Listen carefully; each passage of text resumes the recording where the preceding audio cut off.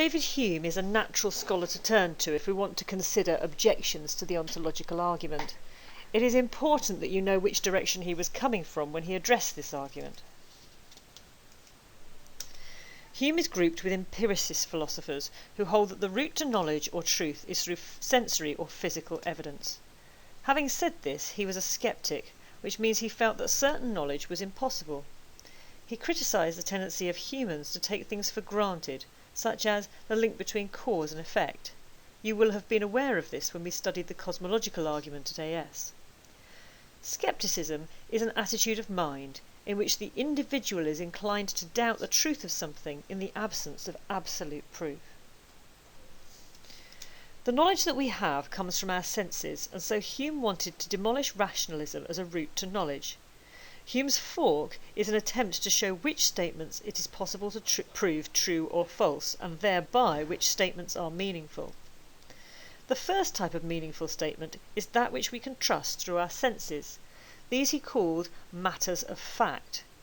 We can test these via empirical evidence. The second is that which gives a relationship between two abstract ideas, or reasoning of the sort found in mathematical statements. For example, 2 plus 2 equals 4, or those statements made by geometry. This is non-sensory, but it is self-evident. They are tautologies.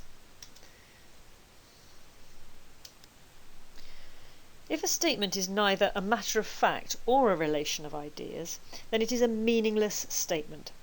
This is because it will not give any reliable knowledge about the external world. Thus, a priori propositions must be entirely arbitrary, since they are neither relation of ideas or matters of fact. They are just assumptions. Such statements should be consigned to the flames as nothing but sophistry and illusion. Human beings base their lives around that which we can observe rather than that which we can rationally prove. Hume claims that you cannot take an idea that exists purely in the mind, apply logic to it, and come to a conclusion that exists in the external, physical, observable universe. All knowledge comes from the experience of our 5 senses, and since the ontological argument is not of this nature, then it is a failure. Hume said that you cannot establish the truth of something by analysing it. The description of a thing can contain every detail possible, but you must go beyond the description in order to determine whether or not that thing exists. God's existence cannot be proven by simply analysing the word God. He said, however much our concept of an object may contain, we must go outside of it to determine whether or not it exists. Extending on from these points, Hume said that God exists is a synthetic statement. It is either true or false, and sense experience would be needed, which cannot be done, in order to determine its truth or falsity.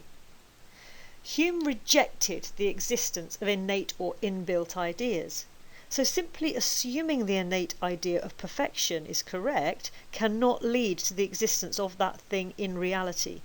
Only empirical evidence can do this. Finally, Hume says that all the ontological argument does is place God's existence in philosophically rational terms.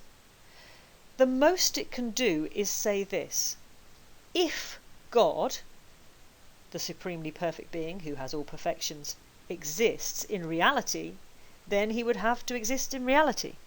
That is as much as the ontological argument can state.